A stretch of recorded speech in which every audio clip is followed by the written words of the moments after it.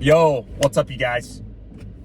Day 161 of Road to 345. You guys already know the deal. So today's traditionally arms, abs, and cardio. But because I had the little bit of the tweak with my back, and I couldn't do the lift on Saturday, I brought the overhead press over to today. And I added it to today. I was gonna add the ab rollouts as well, but the barbell was not there, and I did not feel like going into another room and carrying a barbell across the whole gym just to do ab rollouts. So I just did it on the machine instead of the cable. I just wanted to change things up. Overall, big dubs for the day. Felt pretty solid. Not too much to complain about, but not too much to be like, oh my God, that was amazing. It was just solid workout, nothing crazy. I'm changing a little bit with the curls and focusing on keeping my head back on the bench and really being really strict, trying to only use the bicep in the movement. A little bit of body English, a little bit of swinging is fine, but I've kind of stalled out a little bit with the curls. So I'm thinking, if I take a step back and try to be a little bit more strict and use the bicep alone, I could get a little bit out of that, a little bit more out of that, or at least gamify it a little bit, find something new where I could progress it and have some newbie gains in when kind of head forward and swinging just a little bit has kind of stalled out a little bit. Was able to study a little bit, take those practice quizzes. I ended up getting that AI that made a bunch of practice quizzes for me, so I was just taking those while on the bike. I think I'm gonna try to push the cardio a little bit harder when it comes to the seated bike, and then maybe even add 1 to 2 more sessions. I'll figure out when to do them, but I'm gonna try to add a little bit more. I've been having a really good time being in the gym, and I think if I add another one, another cardio session, I'll probably throw in some mobility, just general mobility and rehab work before or after. So I'm getting a little bit more out of going to the gym if I'm gonna go to the gym twice a day in these scenarios. But yeah, overall, I'll say it again, pretty solid. Just heading to the grocery store now. Not gonna do a grocery haul, but just gonna get some lean meats, some sweet potatoes, just kind of get ready to crush the rest of the week. A little bit of like a lull, or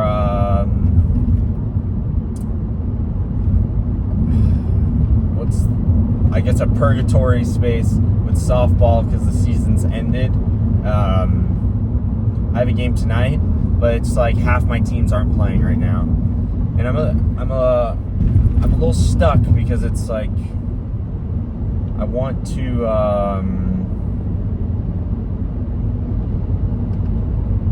There's just different teams that I have options to play with, and I'm not sure who I want to play with quite yet. Also, I should note, you guys have probably already seen it, but I ended up doing the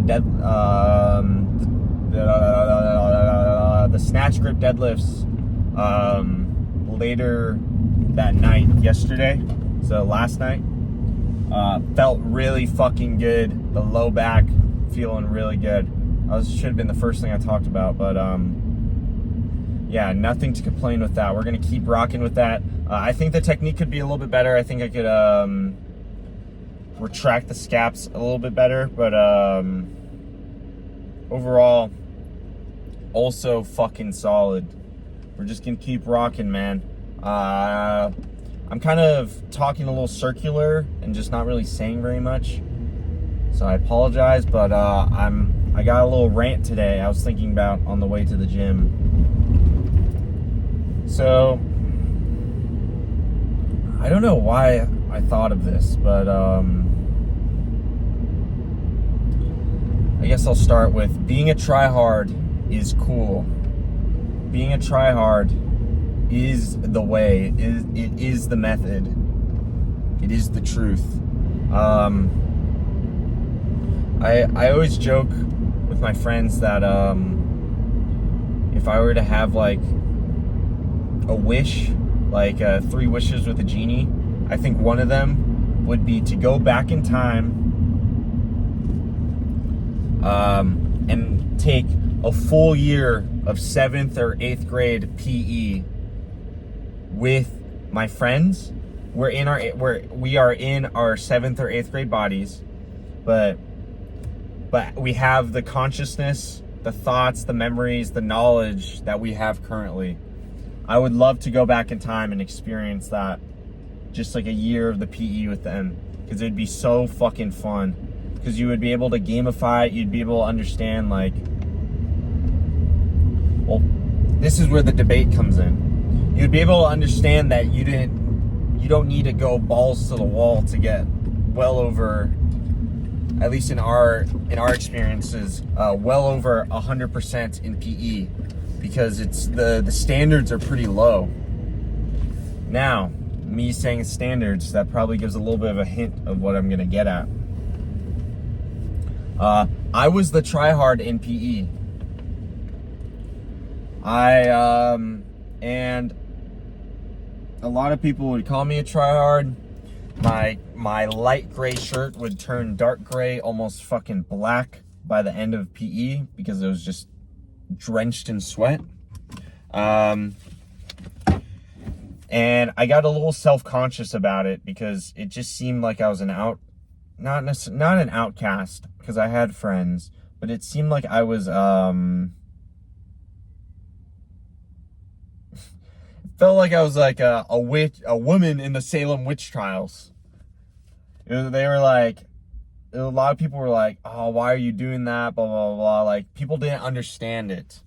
I guess the Salem witch trial woman analogy doesn't really apply, but yeah, a lot of people didn't understand why I did that. And I just did it for the love of the game, man. I was just really trying to push myself. I also saw that the PE teachers really appreciated the effort. I wasn't trying to be a kiss ass with the teachers necessarily, even though I think it's probably smart when you're a bit younger to do a little bit of ass kissing to the teachers, but because they deal with a lot of bullshit, especially middle school teachers. But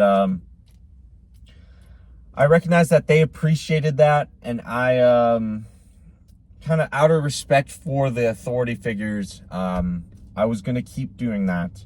And like I said, I got a little bit self-conscious about being a tryhard, and touching back to my story with my friends about going back in time. Part of me is like, oh, okay, I wouldn't try so hard and I'd have a little bit of fun, right? But another part of me is like, nah, I would try hard. I'd try to compete super hard with my friends, and it'd be super fucking fun. And as I've gotten a little bit older, those ideas of regretting being a tryhard have pretty much fully gone away. Being the tryhard is fun. Being the tryhard is worthwhile. It's a good habit. Other people will look at you like you're crazy. Other people won't understand. But the reality is, most people aren't going to be willing to push themselves. That's why there's such thing as an average. If there wouldn't be anything special about trying hard if everyone pushed themselves to the limit. But the reality is, a lot of people don't want to push themselves to the limit. A lot of people don't want to get uncomfortable. A lot of people don't want to drench their shirts in sweat. A lot of people don't want others to look at them in the way I felt I was being looked at. But you have to ignore that. You have to recognize that what you're doing is for you. Even though I said I was kind of doing it to respect the authority figure. In a sense, that was still for me, because I was really just trying to be the best person I could be, both physically and, I guess, behavior-like with my behavior, because being a good person is somebody who respects authority figures. Now, obviously, you're not going to be a freaking dog to them and just listen to everything they're saying, especially if they're saying things that are a bit controversial or something that you don't agree with. But there should still be a level of respect for everybody that you meet.